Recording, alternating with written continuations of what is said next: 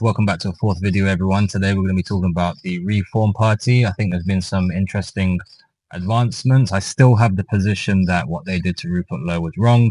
I still hold the position that they have failed to unite the right or unite the online voices of the right, because not all of them are foot soldiers. Some of them are just existing online as independent media, podcasters and political commentators. The recent by-election in Runcorn, which was Labour's 16th safest seat, has now been taken by a Reform candidate, and Reform has also earned more than 600 seats. The Tories have lost over 400. Labour took an absolute battering, and this is where Reform wants to be. They want to be front and centre. They want the attention and mind share surrounding Reform to be increasing. And as much as it is to Reform's success, because it's clear that Zia Youssef, even though he comes with his criticisms as well, in regards to what he did to Rupert Lowe, does have a plan and does have a structured idea. And his recent interviews on GB News and Good Morning Britain and the other channels that he's been on, he's been fairly consistent. I've noticed that when they try to pin him down on exact policy, he is slightly weaker on that area. But at the end of the day, it is difficult to form exact practical principles when you're not in power. You haven't had the chance to audit the books. You haven't had the chance to get a hold of the reins and actually see, how the state is working and how the various different departments and how the state apparatus is operating. So until you can get in, which none of them have yet, all of them are kind of outsider figures. This is the first time Farage has been a member of parliament. This is the first time Zia Youssef is testing the waters in politics and getting his foot in. So I will give them the benefit of the doubt there. But that has been one of their criticisms. Now, in the UK, for decades, we've only been presented with the choice of Labour or Conservative. It's quite clear that neither party speaks for the working class. Neither party speaks for the middle class, and to some degree they're not speaking for the upper classes and also the entrepreneurial classes.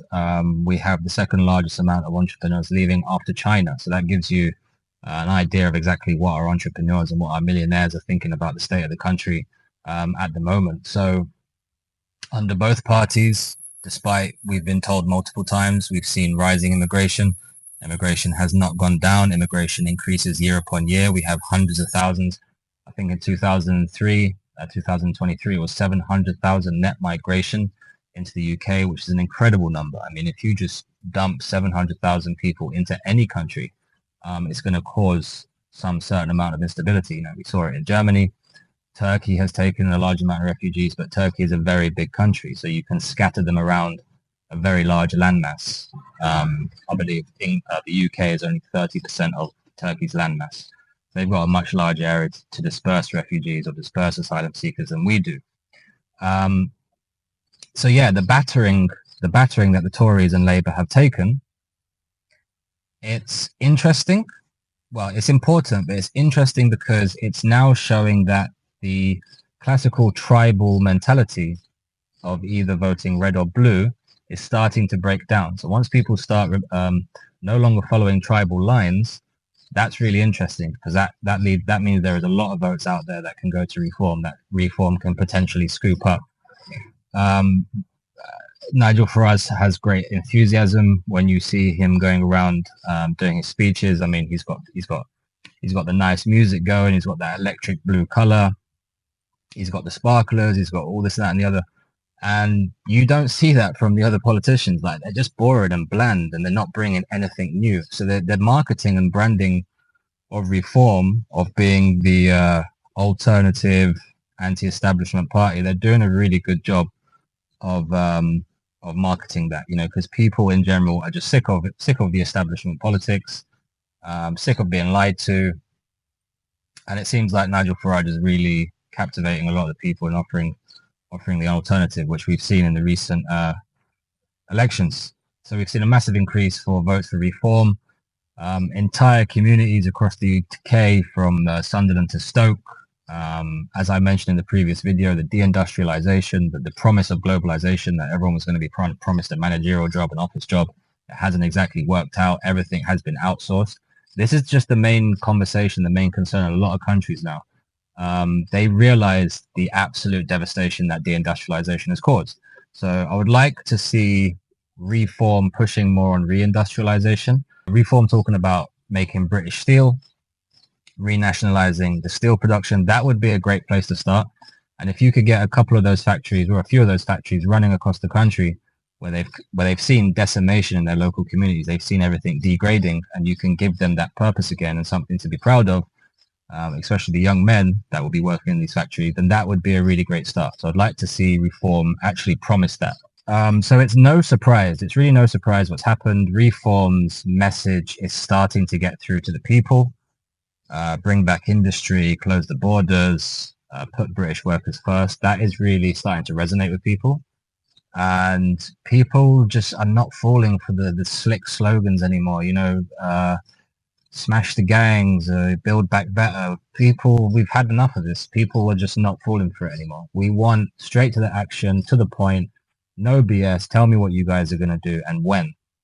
And even when you see the Tories and Labour's posts on X and their posters and whatever, they're really poor. They're really poor, and people are just not falling it for anymore. And I think Reform now, they're also capitalizing on that. They're being straight to the point and no BS. Which is an important trait in politics now. So before, a lot of people in the UK, they would get their news from the BBC, Sky, The Guardian. They would take a lot of their political opinions from these sources. And we have underestimated the alternative media now. So, Nigel Farage is going on podcasts. Nigel Farage is on TikTok. Nigel Farage is using X. It's new, it's modern, it's 21st century, it's raw, direct, and it's unfiltered. So Trump actually went on the Joe Rogan podcast, and I think that was one of the definitive moments of the election, apart from many other things that pretty much put the election in the bag for Trump. But that Joe Rogan podcast, it's 2 or 3 hours. It's unfiltered. It's off the script. He's making jokes. He's talking about personal life stories. People are watching that and saying, he's relatable. He's my guy. I might not agree with him on everything, but at least I've gotten to see who he is. But Kamala Harris didn't actually end up on the podcast. So she had a bunch of prerequisites and proposals. It's got to be an hour long. You got to ask these certain questions. My team's got to be there. We got to have editorial control. And then that was it. That you've pretty much lost it. If you're unable to be a normal human being for about 2-3 hours and just talk about the stuff Joe Rogan talks about, health, nutrition, politics, history, whatever, and have a little a laugh about it. If you're unable to do that, then you've pretty much lost. So they've really been able to engage alternative media and use that to their advantage. So I've spoken about this before on the channel, the corruption of the MPs, which is open and clear to see for anyone. We've got the expensive scandals, we've had Partygate, we've had the cover-up of the mass art of British children. So people have seen corruption after corruption. They've seen their towns change. The judicial system is very weak. Criminals are walking free. Net migration topped out at 700,000, 800,000. Perhaps it's gone up to 1 million. People are taking the piss out of the visa system. And all while this is happening, the politicians are cozying up to the globalists, cozying up to think tanks and foreign investors, and kind of brushing it all under the rug because they just want to keep the gravy train going. So Reform, due to the local election results, they're no longer a fringe party. They're no longer a protest party. They're the vehicle. They are the manifestation of a national awakening. And they're there to pick up the pieces and bring everyone along for the ride and see where we can go. And the main thing, whatever you say about Reform and their policies and what they're going to do, and are they just going to become centrists?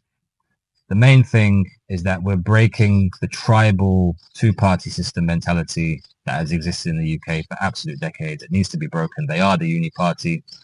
They take up the mantle from each other. They carry the torch from one end to the other.